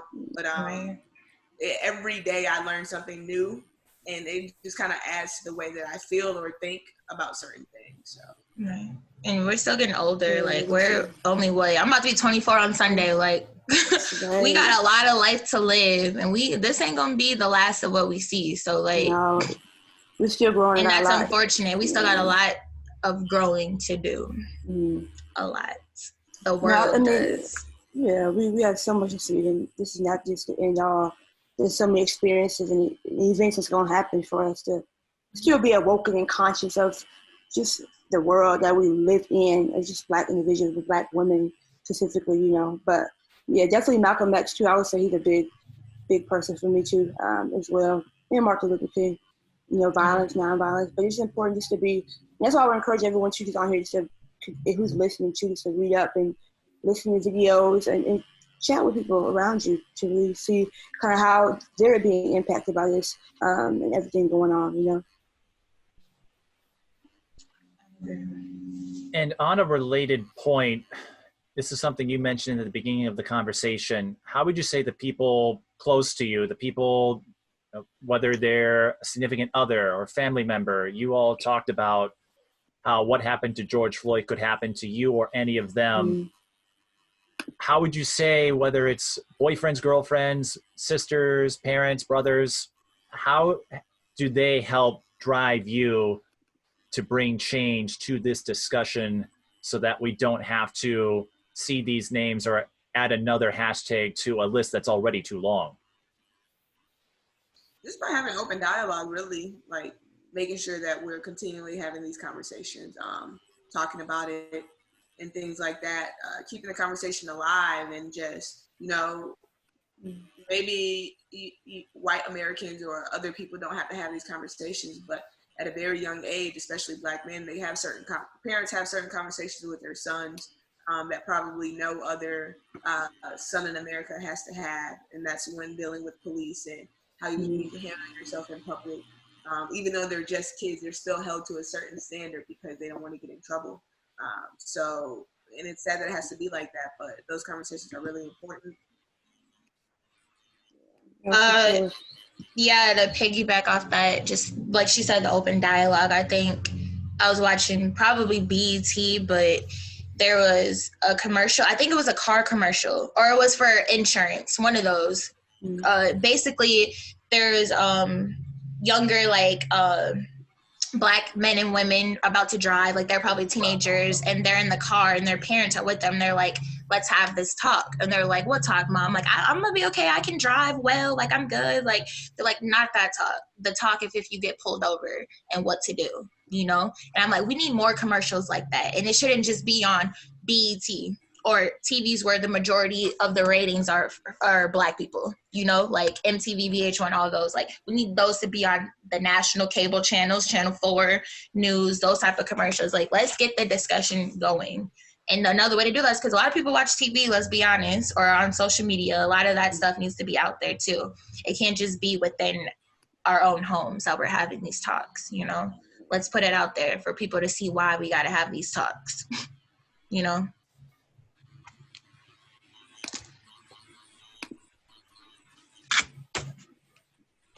And another point, it's been a recurring theme in this panel series, but I wanted to get your perspective on this. You spoke of all these moments in Black history, some positive, some not so pleasant, that we didn't know about or we didn't learn in school. I've mentioned this before, the Tulsa Massacre, the Duluth lynchings, and I was surprised at the amount of material I was familiar with in 13th, but they explored it in a level of detail that I don't remember hearing about.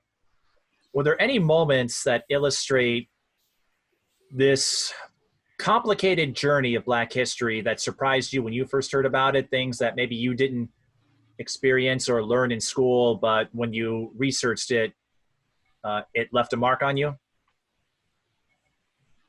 Black Wall Street. And I'm still I was just about to say that. Oh my God. Like that one. It's just like we can never have nothing good without someone trying or ruining it, you know. They like people like to make comments like, well, these people, they're poor and things like that. But it's like when we had communities to help build wealth and things like that, for Black Americans, they were ruined by white Americans for whatever reason. And it's like, you know, you see that happen still often, right? They'll get a lot of pushback as they move up. Like sometimes, honestly, a lot of Black Americans have to almost sell their souls to make it to the top. And I say that like figuratively speaking. Yeah. Huge fan of Jay-Z and Beyonce, and I like the things that they're doing. But then, you know, you look at the partnership with the NFL that he did, and it's just kind of like, okay, I get what you're trying to do, but at that time, the NFL was still like anti-Colin Kaepernick, anti-kneeling, anti-standing up for what's right. You know what I mean? So kind of like, I didn't really respect that decision, you know? But in order to make it to the top, those are the types of things that you kind of, you know, you kind of lay in the devil. Looks like the NFL has kind of changed their course with the way that they react to certain things, so that's good. But we'll see how that goes. Yeah, there was a report yesterday that they were going to include for week 1 the Lift Every Voice and Sing song, and you know, we'll see what. How about they stop doing the national anthem? How about that? That's another talking point, and it is a stark contrast from just a few years ago or even before all of this happened, but it does make you wonder, are you doing it for PR? And this is something that I'm keeping an eye on. Are you doing this for PR, or is there something more behind it? Like, are you truly looking to make an impact here? Right. And it sucks that we have to even question that. You should want to see the good out of people, you know, like why is it so hard for us to have to, not for us to have to, but why is it so hard for us to have equality? Like why is that such a big deal? It never has made sense to me, even back in the olden days, like back in slavery times and stuff like that. It's like, it's what is so like bad about Black people that like, what do you guys hate about us so much to allow this stuff to continue to happen or to have happened? It just doesn't make sense to me. We have spoken about the challenges, the obstacles, the struggles you all have faced. I want to know, what do the three of you, what do you admire most about being a Black woman? We're resilient and we're strong. You know, that's something I admire about the Black woman. We always stand fast in who we are, especially in spaces that we walk in, just being confident in being who we are. And we have to be that way. We have to be, especially, you know, in jobs, schools, having conversations. We gotta be confident and gotta be resilient. And I love that about us. Right along with what she said, you know, I look at people like my own mom, who's had so many obstacles, you know, throughout her life. Yeah. You know, being a single mom, raising 5 kids, and then also kids that weren't even hers. You know what I mean? Like, you see that, and it's just like, real life superwoman. And as I get older, and you know, I do want to have kids someday, but I'm just sitting there thinking, you know, I go to work, come home, I work out, I do my daily routine, and I just look back like, how in the hell did she get me to practice 2-3 times a week, all the way over at North Minneapolis from Oakdale? You know, like, and I told you this last time, like I'm selfish right now. Like, I don't want to spend my time doing that, you know, at least right now at this moment in time. And for her to do that as a single mom, not only for me, but for my little brother and then my sisters and brothers that came before me, it was kind of like crazy to me. You know what I'm saying? Going back to the resilient aspect that Suzanne was talking about, like the melanin in our skin, like, you know, like we're really like the only race, not the only race, but our race, we have so many different shades to us. And like black skin is really just like beautiful. You know what I'm saying? We can tan a little bit, get a little bit darker, get a nice caramel kiss. I'm tan right now. Kiss, dark chocolate. Like we come in so many different shades. And you know, just the confidence aspect, right? You will know when a black woman is in the room. And so I think that's very important. We need to keep that. I like how we're independent and, you know, just we try to figure things out on our own. Some people may not think that's a good thing, but I would rather be able to do something on my own before I rely on anyone or any man or anything to figure it out for me. Right. And I would even pick out that too. Like my mom, she had 5 kids and raised us very, very well. So proud of her for that too. Like that resilient piece. Because my mom's from Fort Lauderdale, Florida, so she came all the way from Minnesota. And for her to stand strong with a black woman here, I would say that's empowering. That's being resilient, you know, independent. Yeah, I agree with you guys. The resilient aspect and just, you know, just dealing with adversity and being able to push through. Like my mom, she had her first kid when she was younger. She still made it through dental hygiene school. She became a dental hygienist, had met my dad, had me and my brother. Like, she's always been, I think too, it stems from her mom and my her grandma, her great grandmother. Like all of that is just, that quality is just embedded in us. I feel like that independent thing and just going to get it, and then also taking care of your kids, and if they're, you know, married, taking care of their man and stuff like that, in a point where he feels protected. Like he might be the breadwinner, but at the end of the day, like that, I think the black woman is always the one that kind of makes the house a home. So like, I think that we're just very special people. And like Tia said, there's all different shades of us. As you can see, I'm light skinned, but I'm black. Like both of my parents are black. So like, we have all these different types of colors to us, and it's beautiful. So beautiful black women. I won't argue against that. Because if it wasn't for basketball, I wouldn't have met the 3 of you. And even just these conversations just tells me how passionate you are about this issue. And so I'm glad you're here to share your thoughts. And then Tia, to follow up on your point, I presume your boyfriend is okay with that. You like to figure things out on your own. He's okay with your strategy. He has no choice. And he's still with you anyway, but no, actually the 2 of them have known each other for years. So my favorite couple. So I'm guessing if he wasn't okay with it back then, you 2 still wouldn't be together now. Probably not. I mean, you know, I joke around or whatever, but I think that's one thing that he does like about me. And I think that, you know, when I have my future sons and things like that, I would want him to be with someone that, you know, is independent in their own sense. Like, obviously, they're going to need you for certain things, but I want him to find a nice young woman that has a good head on her shoulders, that's resilient, you know, that knows how to take care of business if you're not able to do so. I just feel like that's a good trait to have for any woman, you know, in general. So that's just my take on it. You know what I'm saying? That's not to say that together we aren't better, but it's just saying that, okay, if I was in a situation where it was just me and I was all alone, you'll be good. I didn't have any help, I would be okay either way. And it's okay to be like that, because I know there are a lot of people that think like in the olden days, like, you know, like, as the part of like the man is supposed to be the protector and the breadwinner and all that, and the woman's supposed to stay at home, take care of the kids, and basically be submissive to her man.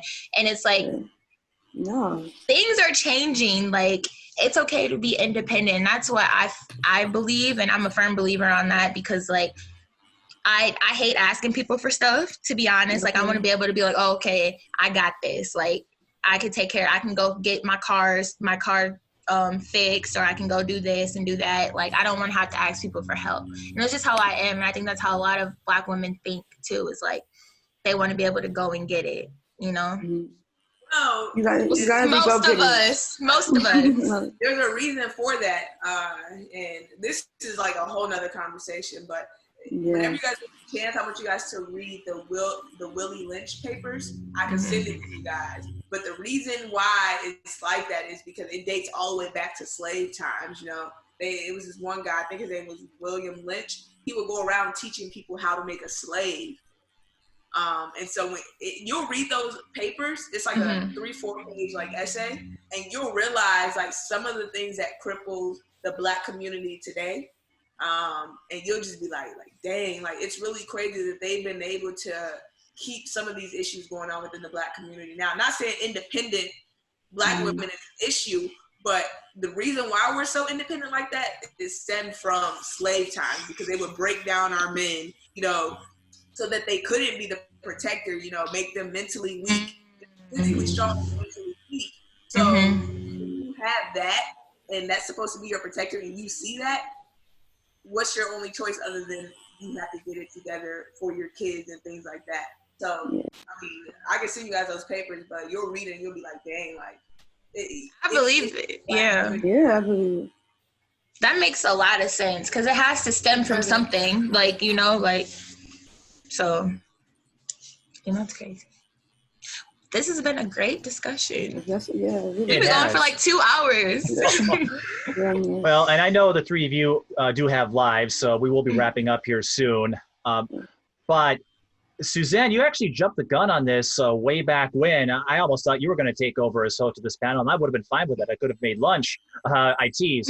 But I bring it up because you asked what we can do to fix the situation. That's normally how I close these discussions, but you already addressed that, and the three of you all gave real insightful tips and suggestions on how to address these systemic issues. So I'm going to change up this line of questioning a bit, because, you know, Tia, you have the Rate My College Coaches platform. You run a blog that talks about sports. Suzanne, you've got your podcast. And Cayla, I know you're looking to return to the professional ranks when it's safe, but I'm just everywhere. you are everywhere. That's probably why I can't get a hold of you too often, because you're everywhere, and you probably have throngs of people asking for your autograph, folks who remember you from that state tournament run, or those 1,000 points. I wish. You're probably such a big celebrity. It's amazing you found time for us. Funny. No. But you have some experience as a reporter, both in the sports world and in current events, with your freelance work for the Ball Out, covering the rallies and the protests. So how do the three of you see yourselves using your platforms? How do you think that will help you evolve and grow as citizens, as advocates? And what would you like to see?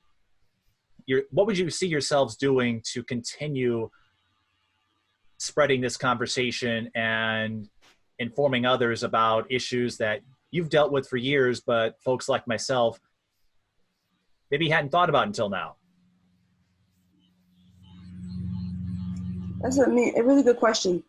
I want to try to just empower the youth even more. Just have a conversation with my nephews and nieces, but just also college athletes right now, making sure that they continue to rise up, and whether it's pushing for administration to create demands and things like that, but also just my family members, giving them advice in terms of like reading different books and aspects, just having different conversations and dialogues. But also my podcast, I want to continue to promote that in terms of pushing for justice and having conversations on that as well. So I'm continuing to do that, which I got to do with Cayla as well. But just continue to push for that. and continue to have different conversations that we all continue to learn, right, every day. Right. Knowledge is power. Definitely. Knowledge is so powerful. I just hope I didn't spoil it. I just hope I didn't spoil it for you two when you two come on because we talked for so long. Mm-hmm. What were we going to say, Cayla? Oh, just, like what Suzanne said, continuing to get the youth, empower the youth. And for me, like, I think my focus would be more on just young, I don't even know, maybe like more so young Black athletes, and allowing them to, like, not allowing them, but encouraging them to speak up during these times, especially, like, not just when it's, valuable to the people that they're playing for or whatever, like not being afraid to like stand up for yourself, because at the end of the day, like I said before, we're more than just an athlete. Like, we're not stupid. We shouldn't just shut up and dribble, but other people can have an opinion, but we can't. So like when it pertains to us too, and that's the crazy thing, like, so I just think that just encouraging us to not be afraid to speak up. And so what if the repercussions of them not allowing us to play? Good luck. So be it. Like, so be it. Yeah. You're not gonna win too many games now. So we can do that too. But I'm like, I don't think that they're that stupid where they'll like bench players for speaking up. But I don't know. They did it to Colin Kaepernick. They blackballed him. So you can't play nothing against. Yeah. I think with just like my platform, with my college coaches, really that's going to be kind of like a standalone where players are going to be able to go and, give their honest experience and things like that. But where I think I would be able to affect the most change is with the blog portion with Unfinished Business. I have a group of interns, and it's actually kind of funny because, when I'm looking at their resumes and things like that, I really don't know what type of background they have. I don't know if they're white, Black, brown, or anything like that, but I've been blessed to really have a diverse group of interns, and it shows in the content that we cover. That's one place that you can affect change, by having a diverse group of people. You're going to have a set of people that want to cover certain topics that if you don't have a diverse set of people, they may not want to cover or may not even think to cover. So you go on the site and you'll see some of our pieces. It's about all different types of things, which I think is very important. And then obviously when we start our podcast, which should be coming pretty soon, I tell them all the time, like, we don't follow any industry rules. We're going to talk about whatever the hell we want to talk about. No one's going to sit there and tell you can't talk about this because we want to push this type of agenda or anything like that. That's how I think we can affect change with my Unfinished Business platform, is just having open dialogue, open discussion, talking about things that some people may not want to talk about, or, and we do it genuinely, right? Because a lot of these platforms really are just going to cover things because that's the hot topic right now, and they feel like they should. But, employing a group of people that actually care about the things that they're talking about, I think that's really important. And then just quickly, it's something I wanted to include before we wrap this up. Cayla, you brought it up, and I think we've discussed this throughout this conversation, athletes speaking up and risking their branding, their opportunities, as with Colin Kaepernick. But more recently, you probably are familiar with Chrissy Carr and what she's been doing at K-State. And how now K-State, there are several athletes who have said they will not play until a student who apparently posted some racially insensitive content until he faces discipline. They've said, we're not going to play. And then somebody sent Chrissy a doctored image of her in a noose. I know. Which just further reinforced why she's doing it in the first place. So I just wanted to get your thoughts on that, because Chrissy, of course, grew up here before moving to Kansas. Still has a lot of ties up here. I think even paid a visit to the memorial site. But to see one of your peers be a leader the way the three of you have, maybe you don't get the publicity she is, but what you reminded me, Cayla, that opportunity risk, that's something Chrissy Carr is facing right now. What would you say to her and other student athletes that are taking a stand and saying this is enough? Yeah, I talked to her here and there, and I know I have reposted something that she posted, and I literally just told her, I said, girl, keep using your platform and we support you, because it has to start somewhere. And, you know, like, her taking this stance has, she's been the leader of other Black athletes at that school following suit with that. So, like, I'm just like, I'm so happy for her with her, and I'm like inspired by her bravery, because to be honest, if I was her age and I was at Wisconsin, I don't think I would have went as far as she went, but I would have been one of the followers. Like, someone would have had to been her, and I would have backed that up, you know. But I feel like she's the one that has started it at that school, which is really good. So I'm like, more power to you, girl. Like, even with the whole noose thing, that broke my heart. And I know, like, that's scary and stuff, but, like, so many people have seen all these threats or have heard all these threats. Like, I don't know if you guys heard about the police being caught recorded talking about how they want another civil war to happen. They're going to kill all these, and they said the word niggers and all that. Wow. And then I think Sean King, he's an activist for the Black community. He's been sent death threats by police too. And I'm just like, so if y'all don't think racism is real, like, it has to be that now. Like, it's clear evidence. It's clear in broad daylight. It's like in front of your face, and y'all doing all of this to avoid looking straight ahead. It's not in your peripheral. It's right in front of you. So it's like, we're fighting for something, obviously. We're not just doing this to waste our breath for our health. So, too, right? Student athletes, and this is something that we probably didn't realize, is that you're really in the driver's seat. So when you do things like that, look at what you necessarily have to lose. The one thing that you have to lose is your scholarship. But let's call them on their bluff and see if they're actually going to do that, because exactly racial injustice and things like that, and that school decides to pull your scholarship, who is that going to hurt more, you or them? Right. You know, it would be really bold for them to do that, but I can't see them doing that. So that's why I respect what she's doing even more, you know, because they're probably going to have more to lose than she is. She can get another scholarship. You know, if you have the talent, you'll find another school where, you know, they will respect what you did and they're going to support you or whatever. But call them on their bluff and see what they're really about. I doubt that they're going to take her scholarship. If they do, they're going to receive a ton of backlash.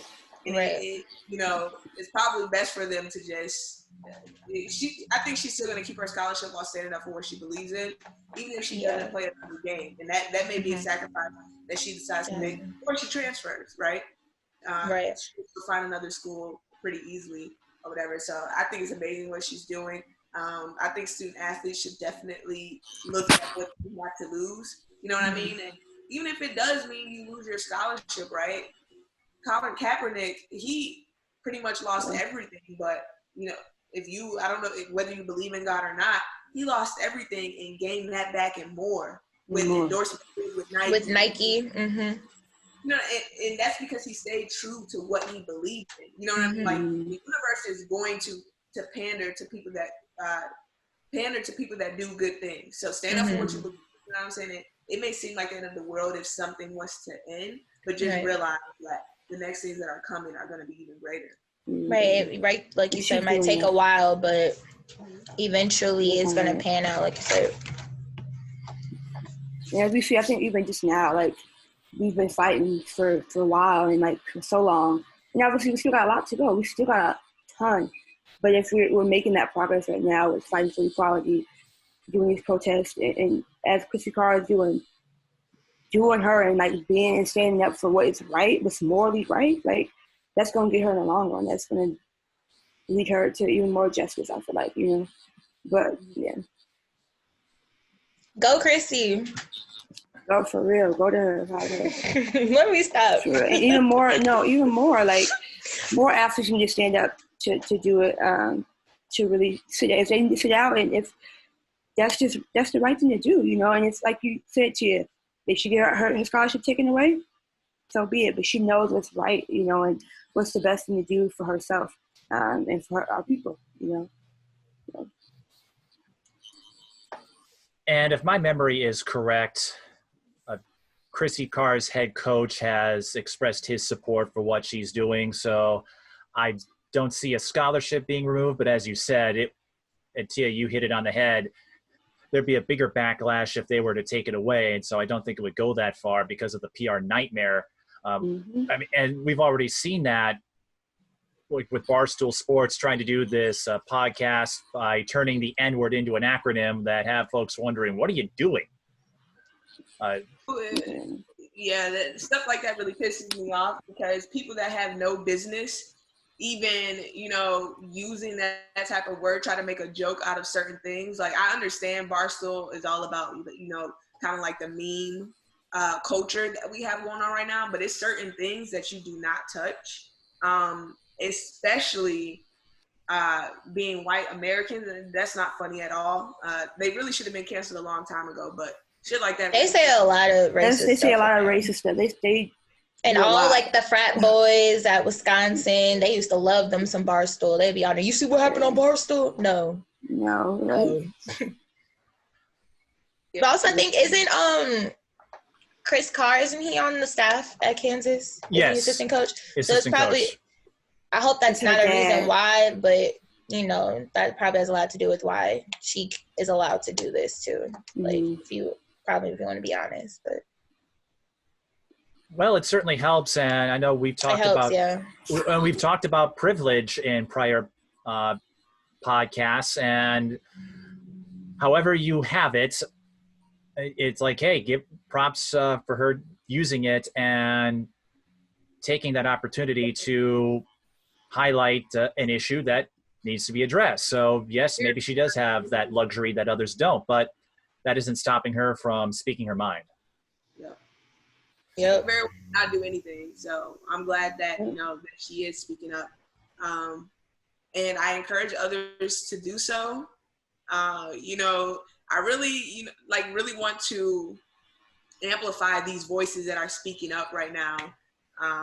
So like Suzanne, I know you have your podcast and things like that, but I definitely would try to reach out. Get her on the podcast. Yeah, interview Chris. That's one thing that I'm excited for, like with my podcast, is really just like amplifying voices. There's so much shit that happens in college sports, whether we're talking about like racial issues or just things in general, right? There's so much stuff that goes on. And so I think that's really, the purpose of a lot of podcasts, really, with the exception of to amplify them, but really just amplifying voices, right? That's going to be really important, and that's one thing that I'm excited about, and that's one thing why I watch podcasts in the first place. Yeah, I mean, I love your mind. It's been great so far to just interviewing different student athletes. But I'm definitely gonna hit her up and contact her. But it's, true. Like, podcasts are really supposed to embrace and empower, but also kind of enlighten on issues that we don't talk about all the time, or athletes or people are supposed to talk about, or not posted, but they don't talk about, on a daily basis. It's about educating and empowering. So, yeah, I'm excited to hear your shit too. So I will close with this. With everything we have discussed, what are your hopes, your aspirations? What are your wishes? Just how would you like to see this move forward?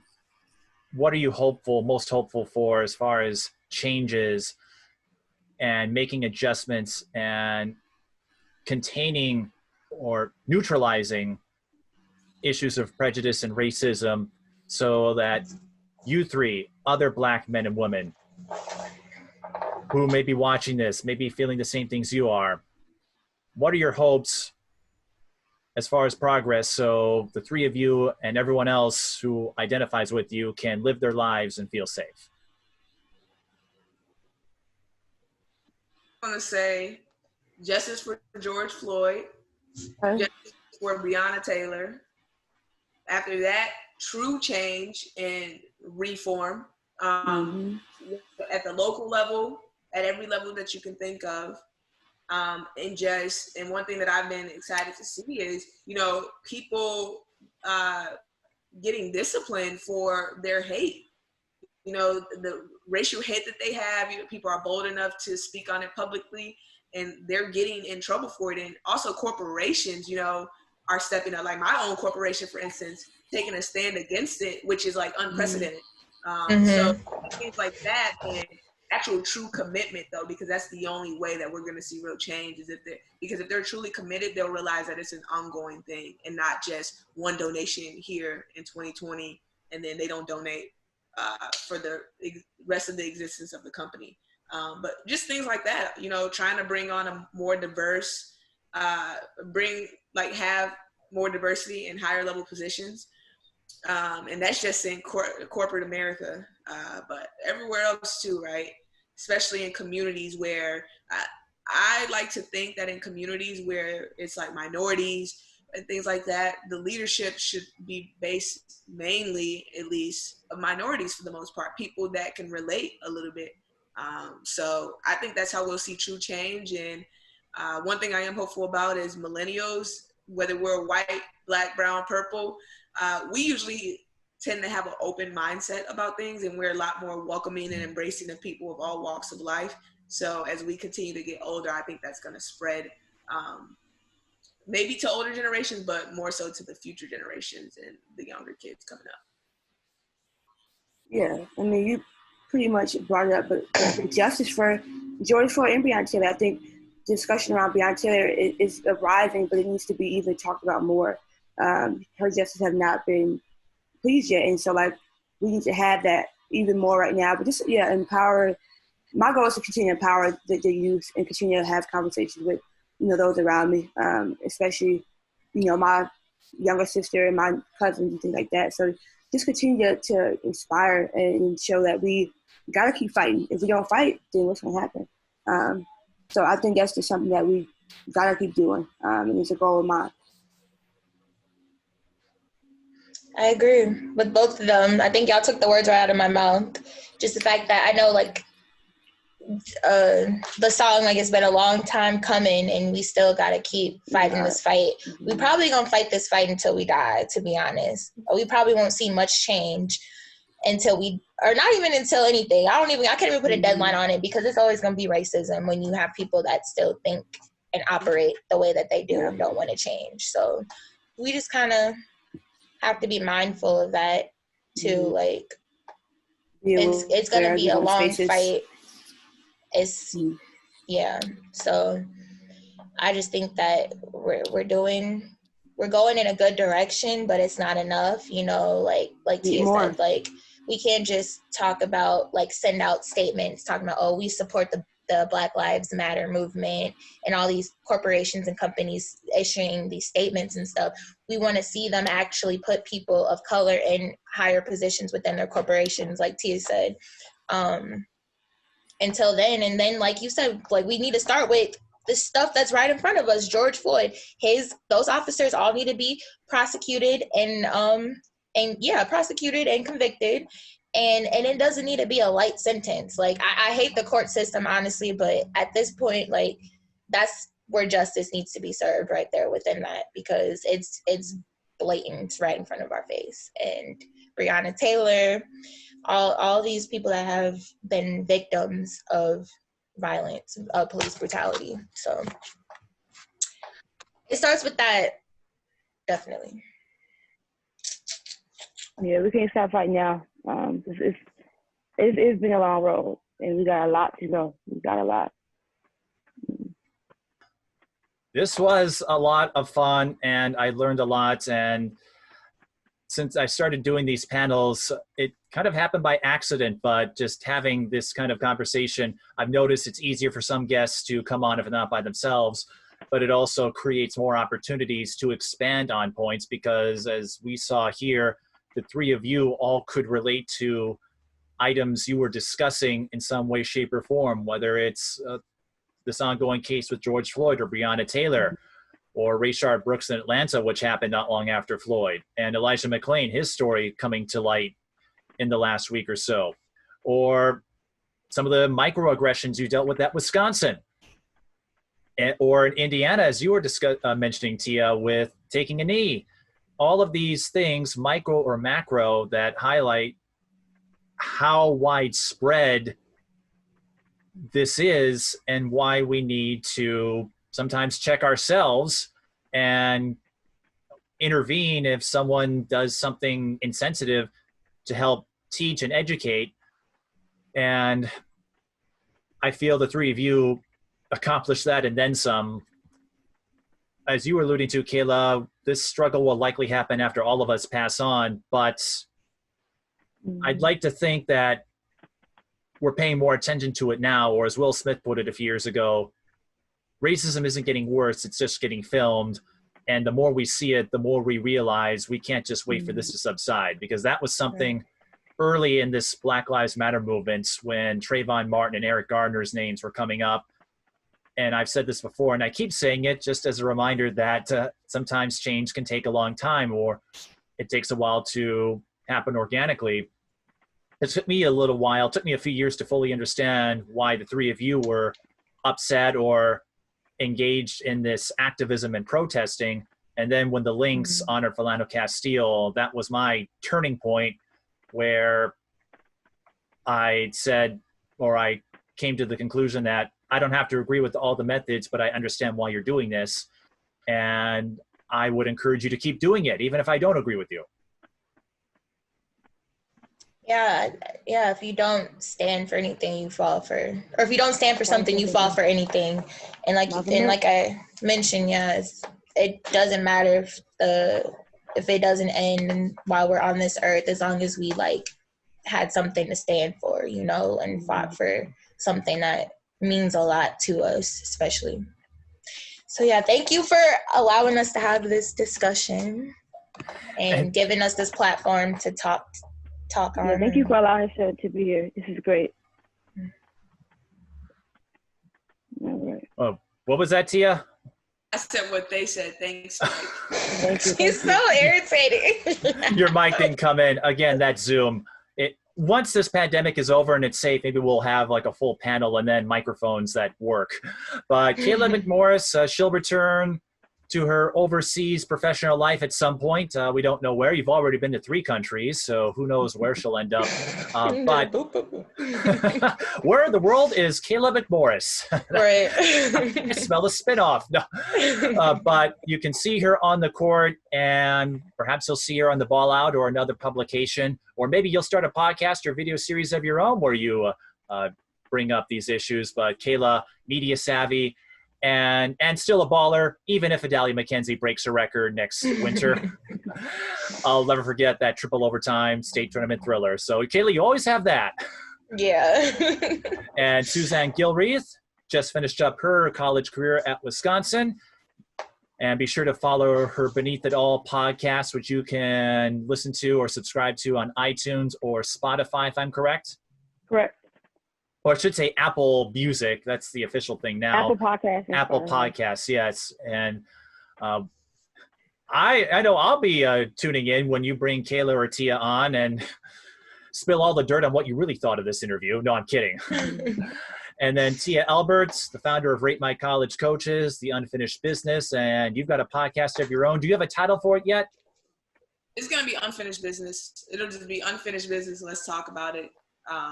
That should be coming in the next couple months. But the blog is there as we speak. So the blog, the podcast, and it wouldn't surprise me, Tia, if you start a media empire of your own. I remember years ago when we first met, that was something you thought of. And even though you've switched more to the business world, that savviness that all three of you have, it wouldn't surprise me if you expand those platforms and continue this conversation long after we're done. Oh, for sure. There's no limits over here. So all about diversifying. That's why it's unfinished business, right? You're not done yet. Right. Well, thanks again to the three of you. This was a lot of fun catching up, and I hope we get to do this again. Yeah, thank you. Thank you. And if you want to be a guest for a future panel or podcast on Mic'd Up Sports, just contact us at tsbtelevision@gmail.com or reach out to me on social media at bmikepeden on Twitter or Instagram.